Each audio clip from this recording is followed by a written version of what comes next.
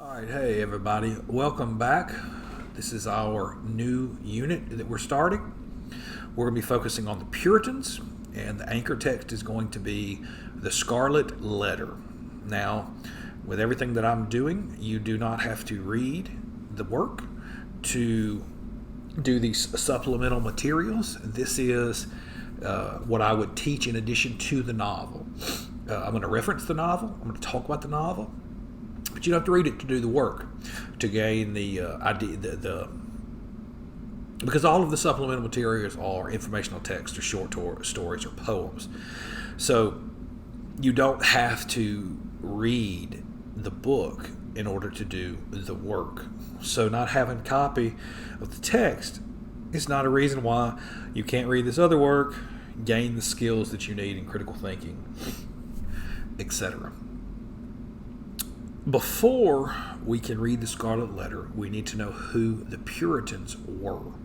So what we're going to do now is I'm going to go over a presentation with you that introduces you to the Puritans, and then we're going to talk about our first reading assignment, which hopefully you've already done. But if you haven't, we're going to go over and you got to worry about it. Well, if you think of the Pilgrims, that's a pretty good idea of who they were, what they look like. They were a group that came over here with the Pilgrims, part of them. And basically, here it says, the history of the Puritans began in England during the reign of Queen Elizabeth I. The word Puritan comes from the term purity or pure. Seems reasonable. And it became a word in the year 1564. So this is several hundred years ago. Nearly 500 years ago. Or no, it was. All right, so England broke away from Rome, which was the center of Christianity, but the break was not total. The church simply changed Rome's wording to match their belief. After this break, the Church of England enforced several new policies. One of them was the Queen or the King of England would replace the Pope as head of the church. This was simply a change in the religious figurehead. Number two, everyone had to go to church on Sundays and holy days, or they would be fined as much as 1 week's salary. So they were an extremely strict religious group. You can see here that going to church was basically the most important thing, and if you did not go, it was serious penalty. Serious penalty. Nowadays, church attendance is quite low, and getting there on a personal note is something that you strive for. But I guarantee you, if it was going to be a penalty, there'd be a lot more people there, a lot more often. And that's the way it was with the Puritans. All right, so this rule carried over to the New World. New World, and this doesn't mean Mars. It means when they came from Europe over here. And extended to include poor behavior and unacceptable activities like dancing. Dancing was prohibited. Dancing was prohibited. And you could be seriously punished for it. Every pastor must preach from the Book of Homilies, which was modeled after what they said was the correct theological exposition for Anglican clergy and did not support the Sabbath rest. All right, so the Church of England retained religious guard with the Roman Catholic Church. The Puritans were against these implementations, although they did retain some of the New World. They became separatist, separated to form their own beliefs. Without freedom as they saw it, they left England, went to Holland, and eventually they came to the United States. The first group came with the Pilgrims, as I said. So basically, they were a group that wanted religious freedom. And so they came to America. Or it wasn't America yet, what would become America. This is no different than in other religious denominations. Basically, the reason why there are so many denominations, what I mean by that is like, in Protestantism, Baptist, Methodist, Episcopalian, all of those, is because there are certain things that are agreed with, and there are some groups that don't agree with certain things, and so they'll go and they'll start their own denomination. This kind of started with something called the Protestant Reformation, and a guy named Martin Luther, who decided, you know what, I don't really like what the Catholic Church is doing, so I'm going to go start my own. And that's where Protestantism came from. And that is, in the South, there's a lot of Baptists, etc., Methodists, those. And then you still have the Catholic Church. So, back to the Puritans. Yale and Harvard were founded by Puritans, but they have since lost that link to Puritan faith. The Puritans had disagreements among themselves, especially about the church government. These disagreements eventually led to difficulties in the communities, and breakaway groups started doing their own thing and pursuing different beliefs. This right here, again, is what I'm meaning when I talk about denominations. School, large part, was started by the Puritans. Now, the Puritans believed in order, with God being the supreme ruler. They believed the poor did not believe in God, and that was the reason why they were poor. So if you had hard times, if you were sick and you were poor, bad things happened to you, it's because you deserved it and you did not believe in God strongly enough. That was what they believed. While God is powerful, men and women are weak and full of sin, was another belief. And they also believed in the Bible to be real and historically accurate. So there was no debate on any books of the Bible. Whatever was written there was the divine, in their opinion, was the divine word of God, and that was it. They believed in something called predestination, which is God determining all events. That's them saying that God knows who is going to go to heaven and who will go to hell. That means that whatever you did in your life did not affect whether or not you got into heaven, because that decision was made long before you were born. Predestination. They valued education. They thought schools were needed to oppose Satan. When we read when we read the Scarlet Letter, you're going to have some difficulties with the way they treated people and the way they believed and the way they treat the main character, Hester. And there were a lot of negative aspects of the Puritans. However, there was also a lot of positive aspects that are still found today in American values and American work ethic. They thought hard work was a religious duty. They would point to chapters in the Bible and all of the references to hard work and how it is your duty to work, etc. But basically, don't pay somebody or get somebody else to do something that you can do yourself. Okay? They thought that because Eve was the first to sin, according to the book of Genesis, women were considered weaker than men. So men had dominion over women, according to their beliefs. All right, so here, this looks like a typical pilgrim that you might see, this idea we have of what a pilgrim is. They were not supposed to dress beyond their income. Women wore dark-colored plain dresses with simple white caps. Women with money could afford fancier, more colorful clothing. And if I was teaching English 4 in the history of British literature and that, I would also talk to you about, I can talk to you now, in a lot of instances back then, if your clothes were colorful, that meant you had more money simply because dyes were expensive. It's not like now. Men had their hair cut short, wore stiff high hats. They wore doublets, jerkins, and dark-colored breeches.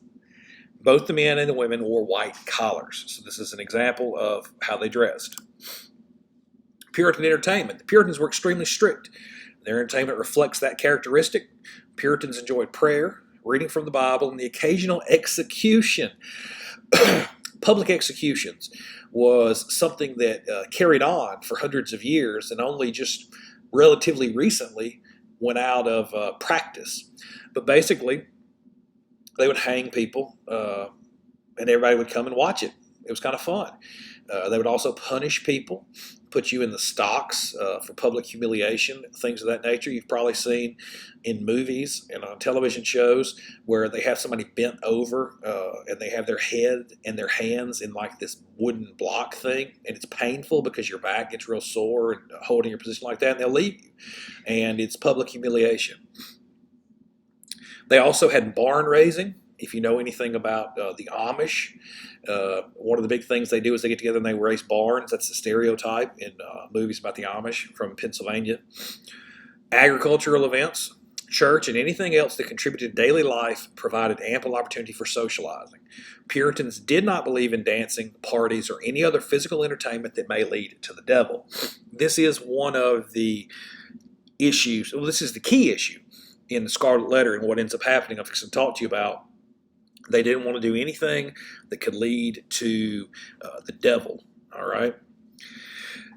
Dancing is still prohibited in some denominations, well, not just Christianity, but others, as is certain forms of music. Because I guess the thought process is if you're dancing, men and women are close to one another, and it can provide lustful thoughts, which would in turn lead to the devil. All right, witchcraft.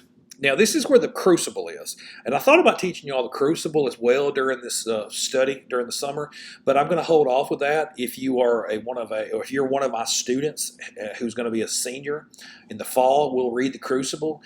I teach it to my juniors every year, but because of quarantine, the coronavirus, I'm not going to get to teach it to y'all, so we'll make up for it in the summer. But the crucible is basically set against the backdrop of the Salem witch trials. Now, if you don't know what the Salem witch trials were, you should look it up. It was an actual real event where, right there, in 1688, a laundry woman was accused of bewitching by 4 young girls. They claimed evil things were happening. They were lying, though. They wanted attention. So to keep the lies a secret, the girls lapsed into convulsions and claimed other difficulties to disprove things, visions, sensations. They lied. They said they were possessed. All right, and so it went on in something called the Salem witch trials. We went into mob mentality. People started accusing each other of doing things, and by 1690, 50 people were in prison, 200 in jail, 20 were executed, and 2 dogs were killed. I've never looked up why the dogs were killed. They probably thought that they were something to do with minions of Satan or something along those lines. All right, but lasting effects of Puritanism. Let's talk a little bit about positive things away from the Salem witch trials. They had emphasis on simplicity in worship. Public education was started by the Puritans. They had very high moral standards. Try to be the best person you can be. They had democratic political principles. They didn't want to be ruled by a king. They wanted to have say in what went on. And they had Puritan ethic, which is believing that good was accomplished through hard work, self-reliance, and self-discipline. They influenced in American industrialism and efficiency. A lot of the American dream and what ended up happening and still felt today is taking responsibility, making your way. If you fail, pick yourself up and keep moving forward and don't blame anyone. That was started by the Puritans. So now that you know who the Puritans are, we're going to go to our first reading, Sinners in the Hands of an Angry God. Before we do that, we're going to talk about a little bit about about it and what it was. It's not a story. It's excerpts from an actual sermon that a Puritan preacher gave to his congregation. It's not like you would imagine church is, or if you attend services, it's probably not what you would hear at a modern church. So it may be a little shocking, a little jarring, but it gives you a good insight into the thought process, and it sets up the Scarlet Letter very well. So I'm going to introduce you to it, and then we're going to go over it. You should have already read it. That's part of what I wanted you to do. Now, if you have not, that's fine. Just like last time with The Great Gatsby, you don't need to be able to know what we're doing, but it helps. If you are a student or an adult who's just here for learning and you don't have access to the Webster Parish portal, please go to commonlit.org and you can download the reading that I'm going to be going over. But first, let's talk about Sinners in the Hands of an Angry God. Do this. I'll give you a second. I want you to think about a time you tried to change someone's mind. Did you use a gentle approach, scare tactics, somewhere in between? Have you ever persuaded someone to do something or share your same belief, and how did you do it? What was the outcome? 2 different ways to do something, really, when you're trying to persuade somebody. be kind, gentle, or be rough, to the point, blunt. Well, Sinners in the Hands of Angry God was a sermon given to a congregation by Jonathan Edwards. Now, here is a portrait of Mr. Edwards. And the background information is this, is Sinners in the Hands of Angry God was important in the shaping of the Great Awakening. Now, the Great Awakening came after the main Puritan influence. It was kind of like people had strayed away, and Edwards led an awakening, a revival of it. So he was the grandfather of Aaron Burr. If you know anything about your United States history, Aaron Burr was former vice president a long time ago. He was also the man who killed Alexander Hamilton, if you're familiar with that name. The fifth of 11 children, and he entered Yale College in 1716 at 13 years old. 12 years old, actually. He was a scholar pastor, and his rule being 13 hours of study each day. All right, so what was the Great Awakening? 1740, the well-known British evangelist George Whitefield joined with Jonathan Edwards to spark a religious revival swept through New England. New England is Massachusetts, New Hampshire, that area up there, Vermont. Great Awakening was a backlash against what many believed was a church that had grown too far lenient. Lenient means you let rules slide. So Edwards preached a return to Calvinism, which stressed predestination. We talked about predestination already. The belief that only a select few chosen by God would be saved. No individual can earn grace by doing good deeds, so everyone was equally powerless to control their own fate. Now, it is thought to be a fire and brimstone approach. Well, it's not thought to be, it is a fire and brimstone approach. You have a preacher here, he's blowing out fire. He's not really blowing out fire, but that's what comes fire and brimstone. Basically, it is a call to action in a very slap you in the face kind of way. So literary elements all through this. A metaphor is a figure of speech that compares or equates two seemingly unlike things. In contrast to a simile, a metaphor implies the comparison instead of stating it directly. Hence, there is no use of connectives such as like or as. We went over the difference between similes and metaphors in the Great Gatsby unit. Imagery. Word pictures that writers create to evoke an emotional response. Creating effective images, writers use sensory details. I'm going to go over it and I'm going to show you what he does here. Repetition, the recurrence of sounds, words, phrases, lines, or stanzas in a speech or a piece of writing. Repetition increases the sense of unity in a work and can call attention to particular ideas. He says the same thing over and over and over again in different ways. The reason why is he wants to get it through your head. If you're dozing, he wants to make sure you hear his message. Sensory details are evocative words or phrases that appeal to one or more of the five senses: sight, sound, smell, touch, or taste. All right, let's get past that. All right, so let's analyze the title. Sinners, Hands, Angry. As a Calvinist, Jonathan Edwards believed that some people were favored by God, others were not. This belief was interpreted by some to mean that worldly success was a sign of God's favor. Many believed that one way God rewarded people for their repentance and pious behavior was with earthly goods. We talked about this earlier in this video. If you were poor, if you were sick, it was a punishment from God, is what they believed. All right, so what we're going to do is we're going to go over it. And this is a presentation I give to my students, so hopefully you've already read this, but I want you to, if you haven't, or if you did, I want you to think about this. Visualize the faces on the congregation as they listen to the speech. How might they react? Could their outward reflections tell how they are reacting inwardly? Now, if you have not read this, I want you to, as we read, to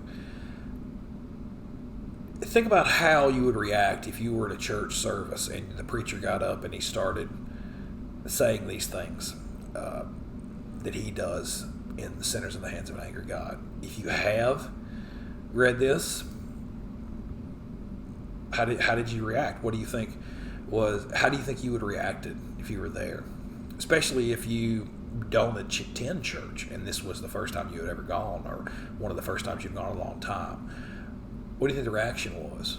Why do you think that some people reacted differently? Do you think people today would be open to this? Do you think that people today wouldn't be open to this? A little bit of both? I don't know. Let's read. Sinners in the hands of an angry God. We're going to go straight in here. And again, if this is the first time you're seeing this, picture how do you think you would respond? How do you think you would respond?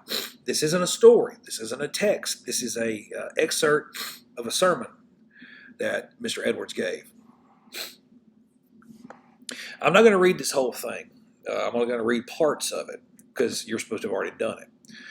All right. So there's a lot of imagery. Hand of God. Men are held by the hand of God over the pit of hell. So look, there's a picture right here of a bug and a guy holding this bug. And if the guy drops the bug will fall. The bug might not die, but if there was a big trash barrel on fire underneath it, he would die. So there's a lot of imagery here and of continuous over and over and over again talking about us being held in the hands. That's the name of it. Sinners in the hands of an angry God. Sinners, people. They believed all men and women were evil, sinful. Hands, God holding them. God is angry. There's this portrait. There's much more of a New Testament idea in modern Christianity of God being a loving God. Well, here, the Puritans were much more Old Testament, vengeful, wrathful God. It goes on here, God is dreadfully provoked. Anger is great towards us. There isn't a thing about love. It's all about God being angry. The executions of the fierceness of the wrath and of hell. And they have done nothing in the least to appease or abate that anger. Neither is God in the least bound by any promise to hold them up one moment. The devil is waiting for them. Hell is gaping for them. The flames gather and flash about them and would fain lay hold on them and swallow them up. The fire pent up in their own hearts is struggling to break out, and they have no interest in any mediator. There are no means within reach that can be any security to them. In short, they have no refuge, nothing to take hold of. All that preserves them every moment is the mere arbitrary will and uncoveted, unobliged forbearance of an incensed God. Incensed means extremely angry. He is setting this up, telling his parishioners that the only thing that's keeping them out of hell is God not just throwing them to hell right now, because he should. He doesn't like you. Over and over and over again, there's this push about, there's this statement about how much God dislikes us. All right, now he says right here, the use of this awful subject may be for awakening unconverted persons in this congregation. This is, Edwards has a different tact. In modern church services, at least any of the ones I've been to, there's still this purpose of trying to get people to what is referred to as being saved, okay? And he was doing the same thing here. He was just doing it in a much different way. He was doing hellfire and brimstone.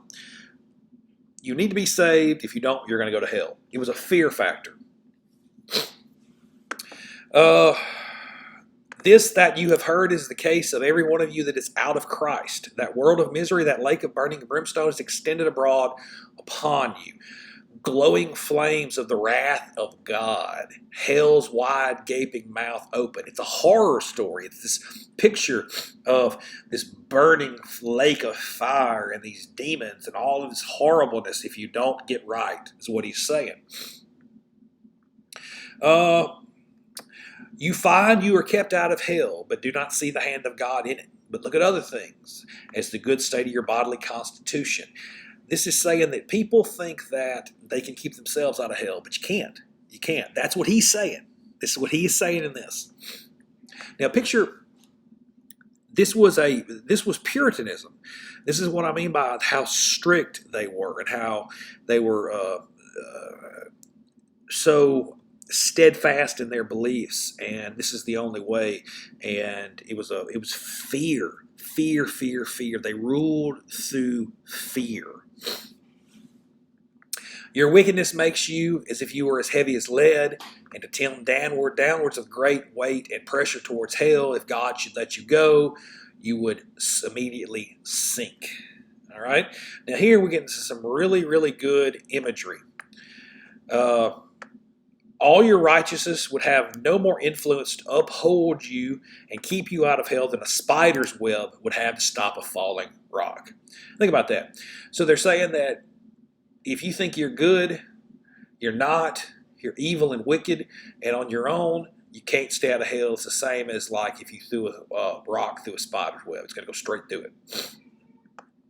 Pleasure of God, etc. The creation groans with you. In other words, the earth doesn't like you. How can you be here? The creature is made subject to the bondage of your corruption, not willingly. The sun does not willingly shine upon you to give you light to serve and send Satan. So in other words, God didn't make the universe for you to dance around with the devil. Let's see. The air, it's basically talking about all of God's creation, everything that he made, etc., according to their religious doctrine. Humans are an affront to it. God's creatures are good and were made for men to serve God with. In other words, humans are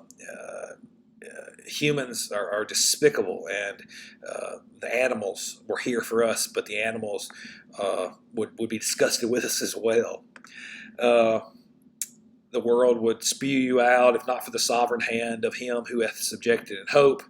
Now this is very good imagery. There are the black clouds of God's wrath, now hanging directly over your heads, full of the dreadful storm and big with thunder. And were it not for the restraining hand of God, it would immediately burst forth upon you. The sovereign pleasure of God for the present stays his rough wind, otherwise it would come with fury, and your destruction would come like a whirlwind, and you would be the chaff of the summer threshing floor. So like you're shearing sheep, and what comes off, what's left on the floor, can be blown away by a wind. I like right here, black clouds of God's wrath before a storm. It's very dark, and thunderheads, and this just scary feeling. And that's what it's saying. God is about to let loose. All right. More imagery. The wrath of God is like great waters that are dammed for the present. They increase more and more and rise higher and higher till an outlet is given. The longer the stream is stopped, the more rapid and mighty its course when once it let loose. So everyone who's out of Christ, as they would call it, is making God angry and angry, and his anger is getting more and more, and it's just, he's going to one day let loose, and it's going to be terrible. Where's the really good one that I wanted to show you? This is my favorite line in this sermon. The bow of God's wrath is bent, the arrow made ready on the string, and justice bends the arrow at your heart, and strains of the bow. And it is nothing but the mere pleasure of God, and that of an angry God, without any promise or obligation at all, that keeps the arrow one moment from being made drunk with your blood. That is rough. So it puts this idea in your head that God has a bow and arrow, and he's drawing this arrow back, and his hand is quivering, it's shaking, and he's just going to let it go at any moment if you don't get right with God, you don't get right with Christ, and then he made you drunk with your blood. That's just this horrible image, of murder. Change of heart, being born again, made new. It's this call to convert. Pit of hell, he goes on. He refers to us as spiders or some loathsome insect that God hates. Abhors means hate. No, there's no love in this. In our eyes, we are 10,000, in God's eyes, we are 10,000 times more abominable, which means, disgusting, than the most hateful, venomous serpent is in ours. It's pretty rough, man. So again, consider how you would feel if this was being told to you. O sinner, consider the fearful danger you are in. This is the call to action at the end. This is the call at the end of the service about come forth now. And don't have this future. If you don't get right, you're going to be dropped into this bottomless pit. It's fear. This is not a loving God in his opinion. Nothing to keep off the flames of wrath, nothing of your own, nothing that you have ever done, nothing that you can do to induce God to spare you one moment. All right, let's go into our questions. Number one, which statement best expresses the central idea of this text? The answer is C. Jonathan Edwards believes that God, angered by sinners' action, subjectively controls their fate and eventual bleak end. Bleak. There is no hint of a loving God in this. And this is why it's important for you to see why the Scarlet Letter was written and the way the people are, the characters are in the Scarlet Letter.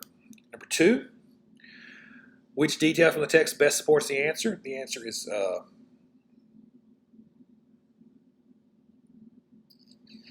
B. There are black clouds of God's wrath now hanging directly over your heads, full of the dreadful storm. Number three, the answer is D. What is the speaker's overall purpose? To scare people whom identify themselves as sinners to rely on themselves with God.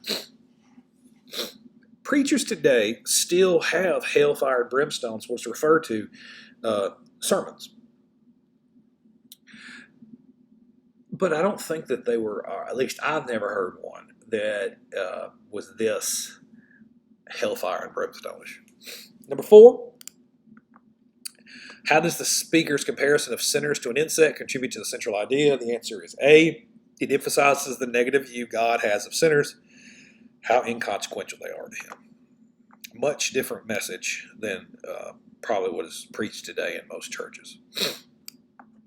5. How does Jonathan Edwards' style contribute to the persuasiveness of his sermon?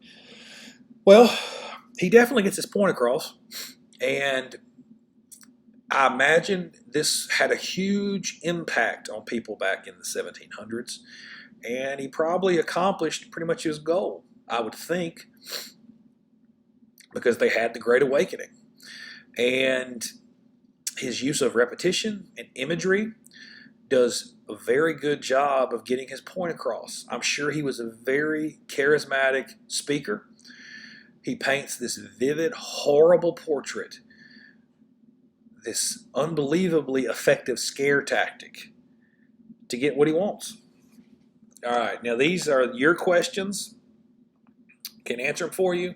In the text, the speaker describes the hell that waits for the people.